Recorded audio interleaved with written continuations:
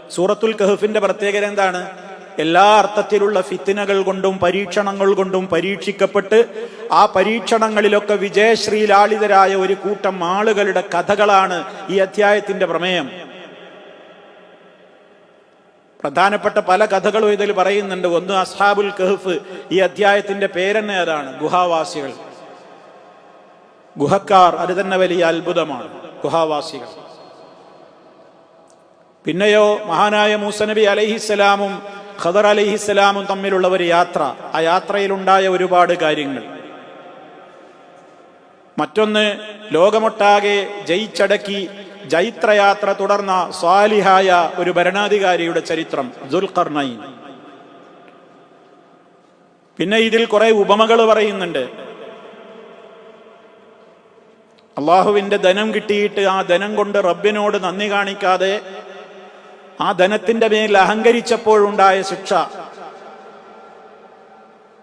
അതിനെ ആ വ്യക്തിയെ സംബന്ധിച്ചുള്ള ഉപമാരൂപത്തിൽ ഇതിൽ പറയുന്നുണ്ട്.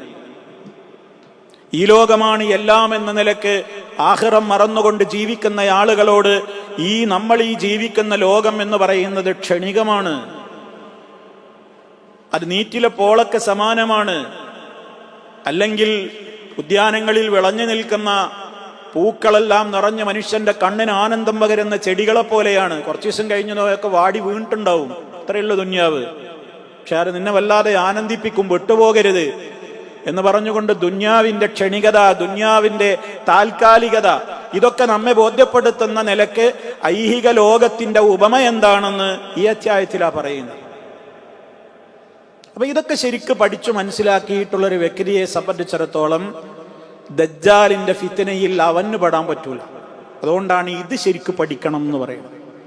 മറ്റൊരു റിപ്പോർട്ടിൽ നമുക്ക് കാണാൻ കഴിയാവുന്ന ഒരു അക്ഷരാർത്ഥത്തിൽ ഒരു പദം കൂടി നമ്മൾ ശരിക്ക് അടിവരയിട്ട് മനസ്സിലാക്കണം. നബി സല്ലല്ലാഹു അലൈഹി വസല്ലം പറയാണ്, മൻ ഖറഅ സൂറത്തുൽ കഹ്ഫി കമാ ഉൻസിലത് കാനത് ലഹു നൂറൻ യൗമൽ ഖിയാമ. എന്താണ് ആ ഹദീസിന്റെ താല്പര്യം? ആരെങ്കിലും അൽ കഹ്ഫ് സൂറത്ത് പാരായണം ചെയ്താൽ, എപ്പോൾ എന്ന് പറഞ്ഞിട്ടില്ല, കാലം പറഞ്ഞിട്ടില്ല, വെള്ളിയാഴ്ച ദിവസം എന്ന് പറഞ്ഞിട്ടില്ല. മൻ ഖറഅ സൂറത്തുൽ കഹ്ഫി, ആരെങ്കിലും അൽ കഹ്ഫ് പാരായണം ചെയ്താൽ കമാ ഉൻസിലത്ത്, അത് ഇറക്കപ്പെട്ടതുപോലെ പാരായണം ചെയ്താൽ. എന്താ അങ്ങനെ പറഞ്ഞാൽ? അവിടെ പണ്ഡിതന്മാർ പറയുന്നുണ്ട്, ഇറക്കപ്പെട്ടതുപോലെ പാരായണം ചെയ്യാന്ന് പറഞ്ഞാൽ എന്തിനാ ഖുർആൻ അല്ലാഹ് ഇറക്കിയത്? അത് ചിന്തിക്കാനാണ്. കിതാബുൻ അൻസൽനാഹു ഇലൈക മുബാറകുൻ ലിയദ്ദബ്ബറു ആയാതിഹി. ഈ വേദഗ്രന്ഥം താങ്കളിലേക്ക് നാം അവതരിപ്പിച്ച് തന്നിട്ടുള്ളത് ലിയദ്ദബ്ബറു ആയാതിഹി, അത് വായിച്ച് പുണ്യം നേടാൻ വേണ്ടി മാത്രം എന്നല്ല ഖുർആൻ പറഞ്ഞത്. ലിയദ്ദബ്ബറു ആയാതിഹി, നമ്മൾ മനഃപ്പാടമാക്കി വെക്കേണ്ടുന്ന പല ആയത്തുകളിൽ ഒരു ആയത്താണ്. അത് നമ്മളെ മനസ്സിനെ വല്ലാതെ പിടിച്ചു കുലുക്കുന്ന ആയത്താണ്. എന്താ അല്ലാഹ് പറയുന്നത്? കിതാബുൻ, ഈ വേദഗ്രന്ഥം, അൻസൽനാഹു ഇലൈക, താങ്കളിലേക്ക് നാം അവതരിപ്പിച്ച് തന്നിട്ടുള്ളത് മുബാറക്കുൻ, ഇത് ബർക്കത്തുള്ള അനുഗ്രഹത്തിന്റെ കേദാരമാണ്. അനുഗ്രഹങ്ങൾ തിങ്ങി നിറഞ്ഞു പൂത്തുലഞ്ഞു നിൽക്കുന്ന കിതാബാണിത്. എന്തിന്? ലിയദ്ദബ്ബറു ആയാതിഹി. അല്ലെങ്കിൽ എന്താ പറയേണ്ടത്? ലിയഖറഉ ആയാതിഹി എന്നാ പറയേണ്ടത്. അവരതിലെ ആയത്ത് ഓതാൻ വേണ്ടി എന്നല്ല അല്ലാഹ് പറയുന്നത്, ലിയദ്ദബ്ബറു ആയാതിഹി. ഇതിലെ ആയത്തുകൾ അവർ ഉറ്റാലോചിക്കാൻ വേണ്ടിയാണ്. അതാലോചിക്കാത്തവരെ ആക്ഷേപിക്കുകയും ചെയ്യുന്നുണ്ട്. അഫലാ യതദബ്ബറൂനൽ ഖുർആൻ, അവരെന്താണ് ഖുർആനിനെ കുറിച്ച് ചിന്തിക്കാത്തത്? അമ്മലാ ഖുലൂബിൻ അഖ്ഫാലുഹാ, അവരുടെ ഹൃദയങ്ങൾക്കൊക്കെ ചിന്തിക്കാതിരിക്കാൻ മാത്രം താഴിട്ട് പൂട്ടിയിരിക്കുകയാണോ? സുബ്ഹാനല്ലാഹ്, എന്താ അത് ചോദ്യം? ആവർത്തിച്ച് നമ്മളോട് ചോദിക്കണ്ടേ? നമ്മൾ ഈ ആയുഷ്കാലത്തിനിടയ്ക്ക് ഇന്ന് വരെ ഖുർആനിനെ കുറിച്ച് ഒരായത്ത് ചിന്തിക്കാൻ നമുക്ക് തയ്യാറായിട്ടില്ലെങ്കിൽ അള്ളാന്റെ ചോദ്യമാണിത്. എന്താ അവർ ഖുർആൻ ചിന്തിക്കാൻ എന്താ അവർക്ക് തടസ്സം? പഠിക്കാൻ ചാൻസ് ഇല്ലേ? അർത്ഥം കേൾക്കാൻ ചാൻസ് ഇല്ലേ? പഠിക്കാൻ ചാൻസ് ഇല്ലേ? ആശയം പഠിക്കുന്നില്ലേ? എന്താ അതോർത്ത് ചിന്തിക്കാത്തത്? അവരുടെ ഹൃദയത്തിലേക്ക് ചിന്തിക്കൂലെന്നൊരു പിടിവാശിയാണോ? അങ്ങനെയാണ് കാഫിറുകളെ സംബന്ധിച്ച് അല്ലാഹു പറയുന്നത്. وجعلنا على قلوبهم أكنة أن يفقهوه وفي آذانهم وقرا. നാം അവരുടെ ഹൃദയങ്ങൾക്കൊക്കെ ഒരു മൂടി ഏർപ്പെടുത്തിയിരിക്കുകയാണ്, ഒരു ടോപ്പ് ഇട്ടിരിക്കുന്നു അവരുടെ ഹൃദയങ്ങൾക്ക്. അതുകൊണ്ട് അതിൽ ആയത്തുകളെ കുറിച്ച് അവർ മനസ്സിലാക്കുകയേ ചെയ്യൂല. കേൾക്കാൻ തന്നെ താല്പര്യം ഉണ്ടാവില്ല. കേൾക്കുമ്പോഴേക്ക് കോട്ടാവി വന്ന് അത് മടുപ്പ് തോന്നി അത് നിർത്തിവെക്കും. കേൾക്കാൻ താല്പര്യം ഉണ്ടാവില്ല, പാരായണം ചെയ്യാൻ താല്പര്യം ഉണ്ടാവില്ല. ഇനിയിപ്പോ നമുക്കൊക്കെ വരുന്നൊരു ദുരന്തമാണത്. റമളാനായപ്പോ കുറച്ചൊക്കെ ഒരു പാരായണവും ബന്ധമൊക്കെ ഉണ്ടായിരുന്നു. ഇനി നമ്മൾ ടേബിളിൽ അല്ലെങ്കിൽ ഷെൽഫിൽ ഈ സാധനം ഇങ്ങനെ സ്ഥിരമായി റെസ്റ്റ് കിടക്കും. ഈ ഖുർആൻ എപ്പോഴെങ്കിലും ഒന്ന് എടുത്തെങ്കിലായി, അതവിടെ ഇരിക്കുന്നുണ്ടാവും, മൈൻഡ് ചെയ്യൂല.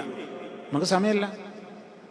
എന്നാ ജീവിതത്തിലെ എല്ലാ കാര്യങ്ങൾക്കും സമയമുണ്ട്, പക്ഷെ ഇതിന് മാത്രമേ നമുക്ക് സമയമില്ല എന്ന് ശൈത്താൻ തോന്നിപ്പിക്കും. അതുകൊണ്ട് നമ്മൾ അതിൽ പെടാൻ പാടില്ല. അപ്പൊ ഇത് ഇറങ്ങിയതുപോലെ ആരെങ്കിലും പാരായണം ചെയ്താൽ എന്ന് പറഞ്ഞാൽ ഇതിന്റെ അക്ഷരാർത്ഥത്തിൽ അതിനെ പഠിച്ച് ചിന്തിച്ച് അർത്ഥം ഗ്രഹിച്ചു മനസ്സിലാക്കി ഇതൊരാൾ പാരായണം ചെയ്താൽ കാനത്ത് ലഹു നൂറ് യൗമൽ ഖിയാമ, ഖിയാമത്ത് നാൾ വരെ അതവന് പ്രകാശമായിരിക്കും എന്നാണ്. ഖിയാമത്ത് നാൾ വരെ അത് പ്രകാശമായിരിക്കും. ഈ ഹദീസില് എന്ത് പറഞ്ഞില്ല? ദിവസം പറഞ്ഞില്ല. എന്നാൽ വേറെ ചില ഹദീസുകളിൽ നമുക്ക് കാണാൻ സാധിക്കും. എന്ത്? ആരെങ്കിലും സൂറത്തുൽ കഹ്ഫ്, മൻ ഖറഅ സൂറത്തുൽ കഹ്ഫി ഫീ യൗമിൽ ജുമുഅ, വെള്ളിയാഴ്ച ദിവസം ആരെങ്കിലും അൽ കഹ്ഫ് പാരായണം ചെയ്താൽ അളാഅ ലഹു മിനൻ നൂരി മാ ബൈനഹു വ ബൈനൽ ബൈത്തിൽ അതീഖ്, അവന്റെയും മക്കായുടെയും കഅബക്കും ഇടയിൽ പരന്നു കിടക്കുന്ന നീണ്ടു കിടക്കുന്ന ഒരു പ്രകാശം അവന് നൽകപ്പെടും. പ്രകാശത്തിന്റെ നീളം അവിടെ പറഞ്ഞു. നീണ്ടു കിടക്കുന്നൊരു പ്രകാശം അവന് നൽകപ്പെടും. വിശുദ്ധമായ കഅബയോടും മക്കയോടുമൊക്കെ അവന് മാനസികമായിട്ട് ഒരു വല്ലാത്ത ഒരു അട്രാക്ഷൻ ഉണ്ടാകുന്ന, എപ്പോഴും ആ കഅബയോട്, മക്ക രാജ്യത്തോട്, അതിൽ നിന്ന് മുളപൊട്ടിയ തൗഹീദിന്റെ ആദർശത്തോട് എൻ്റെ മനസ്സിൽ എപ്പോഴും ഒരു വല്ലാത്തൊരു പ്രകാശത്തിന്റെ ഒരു പ്രത്യേകമായ ധാര നീണ്ടു കിടക്കും. ഇനി വേറെ ചില റിപ്പോർട്ടുകളിൽ നമുക്ക് കാണാൻ സാധിക്കുന്നത് എന്താണ്? ആരെങ്കിലും സൂറത്തുൽ കഹ്ഫ് പാരായണം ചെയ്താൽ ലൈലത്തുൽ ജുമുഅ എന്നും കാണാൻ സാധിക്കും. അതായത് വെള്ളിയാഴ്ച രാവിൽ ആരെങ്കിലും പാരായണം ചെയ്താൽ, അങ്ങനെയുള്ള റിപ്പോർട്ടുകളും നമുക്ക് കാണാൻ സാധിക്കും. ഇനിയും മറ്റൊരു ഹദീസിലുള്ളത് മൻ ഖറഅ സൂറത്തുൽ കഹ്ഫി ഫീ യൗമിൽ ജുമുഅ അളാഅ ലഹു മിനൻ നൂരി മാ ബൈനഹു വ ബൈനൽ ജുമുഅതൈനി, ആരെങ്കിലും അൽ കഹ്ഫ് സൂറത്ത് പാരായണം ചെയ്താൽ വെള്ളിയാഴ്ച ദിവസം അളാഅ ലഹു മിനൻ നൂരി, പ്രകാശത്തിൽ നിന്ന് അവന് നൽകപ്പെടും. നൂറ് കൊണ്ട് അവന് നൽകും, അല്ലാഹു പ്രകാശം കൊടുക്കും. മാ ബൈനഹു വ ബൈനൽ ജുമുഅതൈനി, അവന്റെ ഈ രണ്ട് ജുമുഅക്കും ഇടയിലുള്ള ദിവസങ്ങളിൽ ഒരാഴ്ചത്തേക്കുള്ള നൂറാണിത്.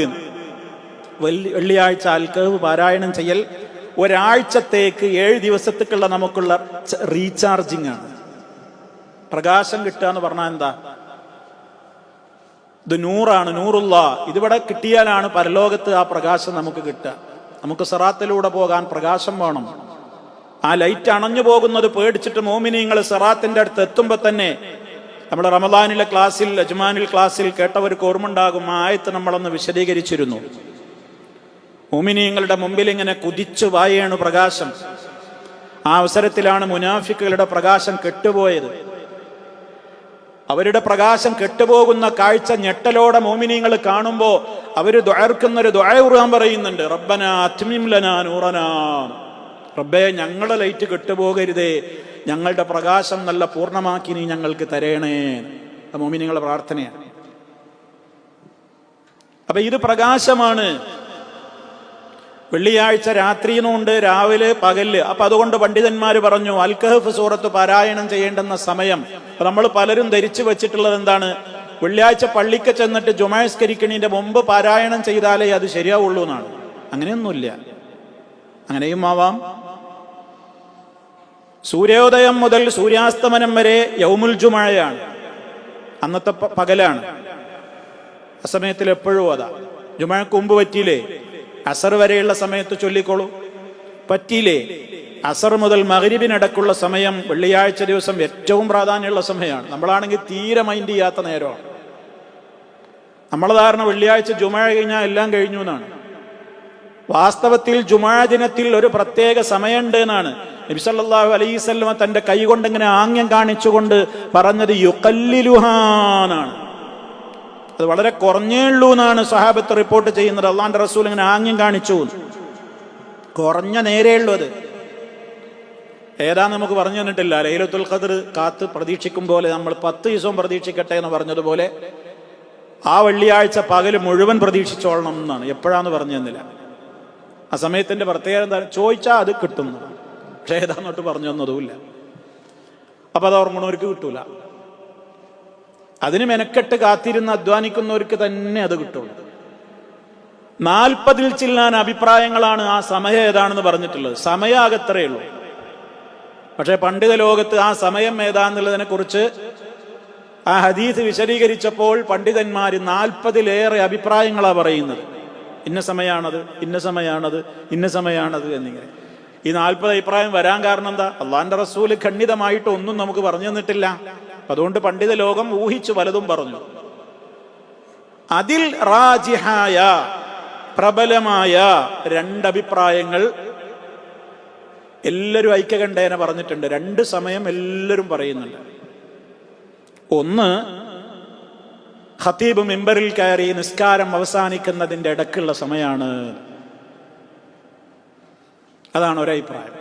ഖുത്ബ ആരംഭിച്ച് നിസ്കാരത്തിൽ നിന്ന് സലാം വീട്ടുന്നതിന് ഇടക്കുള്ള സമയത്തിൽ എപ്പോഴോ ആണ്.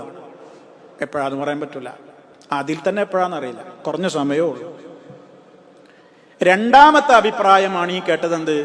അസർ മുതൽ മഗ്രിബ് വരേക്കുള്ള സമയമാണ്. 40 ചില്ലാൻ അഭിപ്രായങ്ങളിൽ നിന്ന് കടഞ്ഞെടുത്ത് പ്രമാണങ്ങളോട് കൂടുതൽ യുക്തമായ നിലക്ക് പണ്ഡിത ലോകം പറഞ്ഞ 2 നേരാണ്. നമ്മൾ ആരെങ്കിലും ശ്രദ്ധിക്കാറുണ്ടോ? വെള്ളിയാഴ്ച ജുമുഅ വിരിഞ്ഞാൽ കഴിഞ്ഞു.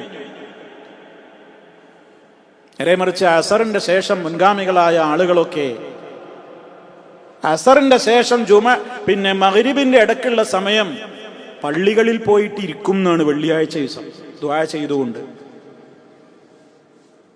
ഇന്നിപ്പോ പള്ളികൾ അത്രയൊന്നും നേരത്തെ തുറന്നിടൂല. പക്ഷെ തുറക്കണ നേരം നമുക്കറിയാലോ, മഗ്രിബിന്റെ ഏതാണ്ട് ബാങ്ക് വിളിക്കുന്നതിന്റെ ഒരു 15 മിനിറ്റ് മുമ്പ് തുറക്കാത്ത പള്ളികളില്ല. നമ്മൾ ശ്രദ്ധിച്ചു പോണം വെള്ളിയാഴ്ച ദിവസം.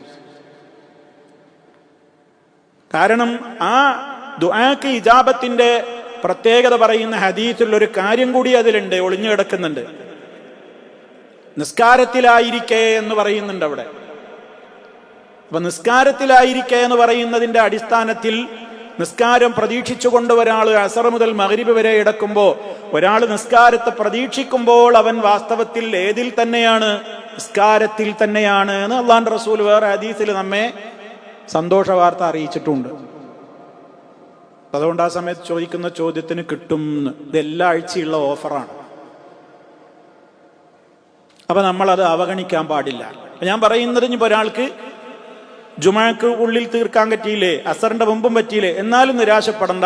ഖുറൂബാകുന്നതിന്റെ മുമ്പ്, വെള്ളിയാഴ്ച മഗ്രിബാകുന്നതിന്റെ മുമ്പ് നമ്മൾ എന്ത് ചെയ്യുക? അത് ഓതി തീർക്കുക, പ്രാർത്ഥിക്കുക. അത് വീട്ടിൽ പെണ്ണുങ്ങൾക്കൊക്കെ എല്ലാവർക്കും ബാധകമാണ്. വെള്ളിയാഴ്ച ദിവസം അശ്രദ്ധാവരുത്. നമുക്ക് ചോദിക്കാൻ എന്തെല്ലാം കാര്യങ്ങളുണ്ട്. ഓഫർ കിട്ടുന്നൊരു വെള്ളിയാഴ്ചത്തെ ഒരു ദിവസമാണ്. ആ സമയം ഏതാണ് പറഞ്ഞു തന്നിട്ടുമില്ല. അത് നമ്മളൊക്കെ മനസ്സിൽ വേണം. ഇനി അത് രാത്രിയിൽ പാരായണം ചെയ്യാമോ? ചില റിപ്പോർട്ടിൽ ലൈലത്തുൽ ജുമുഅ എന്ന് ഞാൻ പറഞ്ഞല്ലോ. അതൊക്കെ നബി സല്ലല്ലാഹു അലൈഹി വസല്ലമിലേക്ക് സഹീഹായ നിലയ്ക്ക് എത്തിയതാണോ എന്നുള്ളതിലേ തർക്കമുള്ളൂ. ഇപ്പൊ ചില ആളുകള് അൽ കഹ്ഫ് സൂറത്ത് സുന്നത്തൊന്നുമില്ല വെള്ളിയാഴ്ച എന്ന് പറയാറുണ്ട്. ചില ആളുകൾക്കൊക്കെ അങ്ങനെ അഭിപ്രായമുണ്ട്. നമ്മളെ പല ആളുകളും അങ്ങനെ ഇപ്പോൾ വാട്സപ്പിലൊക്കെ ചില ലേഖനങ്ങളും ചില മെസ്സേജുകളൊക്കെ വിടാറുണ്ട്. എന്താ ഇതിന്റെ നിജസ്ഥിതി എന്ന് ചോദിച്ചിട്ട്, വെള്ളിയാഴ്ച അൽ കഹ്ഫ് ഒന്നും ഓതണ്ടതില്ല, ആരെ പറഞ്ഞു അങ്ങനെ പുണ്യുണ്ട്? ഹദീസൊന്നും സഹിയല്ല. പണ്ഡിതന്മാരതിൽ പിന്നെ അഭിപ്രായ വ്യത്യാസം രേഖപ്പെടുത്തിയത് ഏത് വിഷയത്തിലേ ഉള്ളൂ? അത് സുന്നത്താന്നുള്ളിൽ പണ്ഡിത ലോകത്ത് ആർക്കും തർക്കമൊന്നുമില്ല. പിന്നെ ആ ഹദീസ് മർഫൂ ആണോ മൗഖൂഫാണോ? മർഫൂ എന്ന് പറഞ്ഞാൽ അള്ളാന്റെ റസൂല് തന്നെ പറഞ്ഞ നേരിട്ടുള്ള ആ നിലക്ക് തന്നെ ഖണ്ഡിതമായി വന്ന ഹദീസാണോ? ചില പണ്ഡിതന്മാർ പറഞ്ഞു ഇതിലെ റിപ്പോർട്ടുകളിലൊക്കെ ളുഅ്ഫുണ്ട്, ദുർബലത ഉണ്ട്. പക്ഷെ ആ ദുർബലതകൾ സഹാബിമാരുടെ പ്രവർത്തനങ്ങളെ കൊണ്ട് അത് ശക്തിപ്പെടുത്തുന്നുണ്ട്. ആ ദുർബലത പോകുന്നു, നീങ്ങുന്നു. കാരണം ഇബ്നു ഉമർ റളിയല്ലാഹു തആല അൻഹു മുത്തബിഉ സുന്നയാണ്, അബ്ദുല്ലാഹി ഇബ്നു ഉമർ റളിയല്ലാഹു തആല അൻഹു. അതേപോലെ പല സഹാബിമാരും അവരിതൊക്കെ നിത്യമാക്കിയിരുന്നു എന്നാണ്. അതുകൊണ്ട് തന്നെ അബൂ സഈദ് അൽ ഖുദരി റളിയല്ലാഹു തആല അൻഹു സഹാബിയാണ്. അദ്ദേഹത്തിൽ നിന്നാണ് ഈ വിഷയത്തിൽ ധാരാളം ഹദീസുകൾ വന്നത്. ആ ഹദീസിനെ സംബന്ധിച്ച് അത് അബൂ സഈദ് അൽ ഖുദരി റളിയല്ലാഹു തആല അൻഹുവിലേക്കാണ്, അത് വരെയാണ് അതിന്റെ സനദ് സഹിഹായിട്ടുള്ളത്, നബിയിലേക്ക് ചേർന്നിട്ട് എത്തിയിട്ടില്ല എന്ന് പറയുന്ന ഹദീസ് നിദാന ശാസ്ത്രത്തെ നിരൂപണം നടത്തിയിട്ടുള്ള പണ്ഡിതന്മാര് തന്നെ പറഞ്ഞതെന്താണ്? അതിന് മൗഖൂഫിന്റെ പദവിയുണ്ട്. മനസ്സിലാകാൻ വേണ്ടി മാത്രം ഒരു സൂചന തരികയാണ്. മൗഖൂഫ് എന്ന് പറയുന്നത് എന്താണ്? സഹാബിയിൽ നിന്നൊരു സഹിയാണ്. അപ്പൊ ഇത്തരം വിഷയങ്ങളിൽ സഹാബിയിൽ നിന്നൊരു കാര്യം വന്നു കഴിഞ്ഞാൽ അതിന് മർഫൂഇന്റെ അഥവാ റസൂലുള്ളാഹിയിൽ നിന്ന് തന്നെ സ്ഥിരപ്പെട്ട ഗണ്യതമായ ഹദീസിന്റെ പദവിയാണ് അതിനുള്ളത് എന്നാണ്. എന്താ കാരണം? പണ്ഡിതന്മാരത് വിശദീകരിച്ചിടത്ത് പറഞ്ഞു, ഇത്തരം വിഷയങ്ങളൊന്നും സഹാബിമാര് തന്നിഷ്ടപ്രകാരം പറയൂല. ആ പോയിന്റ് നോട്ട് ചെയ്യണം. ഇത്തരം വിഷയങ്ങളിലൊന്നും സഹാബിമാർ അവരുടെ ഗവേഷണത്തിലൂടെയോ അവരുടെ അഭിപ്രായം എടുത്തിട്ട് പറയൂല. ഇന്നൊരു കാര്യം ചെയ്താൽ ഇന്ന കൂലിണ്ട് എന്നുള്ളൊരു സഹാബികൾ തന്നിഷ്ടപ്രകാരം പറയൂല. അപ്പൊ അവരത് കേട്ടു എന്ന് ഉറപ്പായിട്ടാണ്. അതുകൊണ്ടത് അവരിലേക്കാണത്. ആ നിലക്ക് എന്തായിരുന്നാലും ഈ വിഷയത്തിൽ നമുക്ക് അങ്ങനെ ഒരാൾക്ക് ഇഷ്കാലൊന്നും തോന്നേണ്ടതില്ല. എന്താ ഹദീസുകളെ പറ്റി പണ്ഡിത ലോകത്തെന്തുണ്ട് അത് നമ്മൾ അറിഞ്ഞിരിക്കും വേണം. വെള്ളിയാഴ്ച അൽക്കഹഫ് പാരായണം ചെയ്യുന്നതിന്റെ പ്രാധാന്യത്തെക്കുറിച്ച് വന്ന ഹദീസുകളെ കുറിച്ച് പണ്ഡിത ലോകത്ത് എന്തുണ്ട്? ചർച്ചയുണ്ട്, നിരൂപണങ്ങളുണ്ട്. പക്ഷെ അതിന്റെ വെളിച്ചത്തിൽ അങ്ങനെ ഒരു സുന്നത്തില്ല എന്ന് പറയരുത്. അത് സഹാബിയിലേക്കുള്ളതാണോ? സഹാബി തന്നെ ഒരു അഭിപ്രായം പറയുന്നത് ആ സഹാബിയുടെ ഇഷ്ടപ്രകാരം പറയൂല. അതുകൊണ്ട് തന്നെ അത്തരം കാര്യങ്ങൾ നമുക്ക് ഇസ്ലാമികമായി തള്ളപ്പെടേണ്ടുന്ന കാര്യങ്ങളല്ല, കൊള്ളാവുന്ന കാര്യങ്ങളാണ് എന്നതാണ് ചുരുക്കത്തിൽ നമ്മൾ ആ വിഷയത്തിൽ മനസ്സിലാക്കിയിരിക്കേണ്ടത്. അപ്പൊ അതാണ് ആ വിഷയത്തിൽ നമ്മൾ അറിഞ്ഞിരിക്കേണ്ടുന്ന പ്രധാനപ്പെട്ട മറ്റൊരു കാര്യം. അപ്പൊ ഇത്രയും കാര്യങ്ങളാണ് നമുക്കിതിൽ ആമുഖമായി മനസ്സിലാക്കുവാനുള്ളത്. ഇനി ഇമാം ഷാഫി റഹ്മത്തുള്ളാഹി അലൈഹി, അതുപോലെ തന്നെ ഇമാം അഹ്മദ് ബിൻ ഹംബൽ റഹിമഹുല്ലാ, അവരെ കുറിച്ചൊക്കെയുള്ള ചരിത്രത്തിൽ നമുക്ക് കാണാൻ സാധിക്കും. ഇമാം അഹ്മദിന്റെ കൂടെ റഹിമഹുല്ലാ പള്ളിയിലേക്ക് വെള്ളിയാഴ്ച പുറപ്പെട്ടു പോയ ആളുകൾ അദ്ദേഹം അവിടെ സൂറത്തുൽ കഹ്ഫ് പാരായണത്തിൽ മുഴുകിയിരിക്കുന്നതായി, അദ്ദേഹം പാരായണം ചെയ്യുന്നതായി ഞാൻ കേട്ടു എന്ന് അദ്ദേഹവുമായി അടുത്ത് ബന്ധമുള്ള ശിഷ്യന്മാര് രേഖപ്പെടുത്തിയതായി ചരിത്രത്തിൽ കാണാൻ സാധിക്കും. അതുപോലെ തന്നെ ഇമാം ഷാഫി റഹ്മത്തുള്ളാഹി അലൈഹി പറഞ്ഞിട്ടുണ്ട്, വഉഹിബ്ബു ഖിറാഅത്തുൽ കഹ്ഫി ലൈലത്തുൽ ജുമുഅ വയൗമിഹാ ലിമാ ജാഅ ഫീഹാ. വെള്ളിയാഴ്ച രാവോ പകലോ ഒക്കെ അൽ കഹ്ഫ് പാരായണം ചെയ്യുന്നത് ഞാൻ ഇഷ്ടപ്പെടുന്നു. വെറുതെല്ല, ലിമാ ജാഅ ഫീഹാ, അതിൽ വന്നിട്ടുള്ള പ്രമാണങ്ങളുടെ വെളിച്ചത്തിൽ നിന്നാണ്. അപ്പൊ അത് പിശാചിൽ നിന്ന്, അല്ല ദജ്ജാലിന്റെ ഫിത്നയിൽ നിന്ന് കാവൽ നൽകപ്പെടുന്ന കാര്യം കൂടിയാണത്. അപ്പൊ ഇതൊക്കെ സൂറത്തുൽ കഹ്ഫിന്റെ മഹത്വവും പ്രാധാന്യവുമായിട്ട് നമ്മൾ മനസ്സിലാക്കണം. ഇനി ഈ അധ്യായത്തിന്റെ ഒരു പ്രത്യേകത, ഇത് അൽഹംദുലില്ലാഹ് എന്ന് പറഞ്ഞുകൊണ്ടാണ് ആരംഭിച്ചിട്ടുള്ളത്. വിശുദ്ധ ഖുർആനിൽ 5 അധ്യായങ്ങൾ ഇതേപോലെ സൂറത്തുൽ ഹംദ് കൊണ്ട് തുടങ്ങിയിട്ടുണ്ട്. ഒന്ന് ഫാത്തിഹയാണ്, നമുക്കൊക്കെ അറിയാവുന്നതുപോലെ. അതുപോലെ തന്നെ വേറെയും 4-5 സൂറത്തുകളുണ്ട്. സബ ഉണ്ട്, അതുപോലെ തന്നെ ഫാത്തിർ ഉണ്ട്, അൻആം ഉണ്ട്. ഇങ്ങനെയുള്ള ഇപ്പൊ ഈ അധ്യായം ഇതൊക്കെ എന്തുകൊണ്ടാണ് ആരംഭിക്കുന്നത്? അൽഹംദുലില്ലാഹ് എന്ന് പറഞ്ഞുകൊണ്ടാണ്. ഇതിന്റെ തൊട്ട് മുമ്പുള്ള അധ്യായം സൂറത്തുൽ ഇസ്രാ ആണ്. സൂറത്തുൽ ഇസ്രാ കഴിഞ്ഞിട്ടാണ് സൂറത്തുൽ കഹ്ഫ്. സൂറത്തുൽ ഇസ്രായിന്റെ അവസാന ഭാഗത്ത് പറയുന്നത് എന്താ? വഖുലിൽ ഹംദുലില്ലാഹ് അല്ലദീ ലം യത്തഖിദ് വലദാ വലം യകുൽ ലഹു ശരീകുൻ ഫിൽ മുൽക്കി വലം യകുൽ ലഹു വലിയ്യുൻ മിനദ്ദുല്ലി വകബ്ബിർഹു തക്ബീറാ. നീ അൽഹംദുലില്ലാഹ് പറയൂ. അപ്പൊ ഈ മക്കിയായ സൂറത്ത് എന്ന് പറയുമ്പോൾ ഈ മക്കിയായ ഈ സൂറത്ത് മക്ക ജീവിത കാലഘട്ടത്തിൽ ഇറങ്ങിയിട്ടുള്ള അപൂർവമായ അവസാന കാലത്ത് ഇറങ്ങിയിട്ടുള്ള സൂറത്തുകളിൽ പെട്ടതാണ് ഇത്, ഈ ഇസ്രാവും അൽ കഹ്ഫും ഒക്കെ. ഏതാണ്ട് മക്കി ജീവിത കാലത്തിന്റെ അവസാന ഘട്ടത്തിലാണ് ഈ അധ്യായങ്ങളൊക്കെ ഇറങ്ങിയിട്ടുള്ളത്.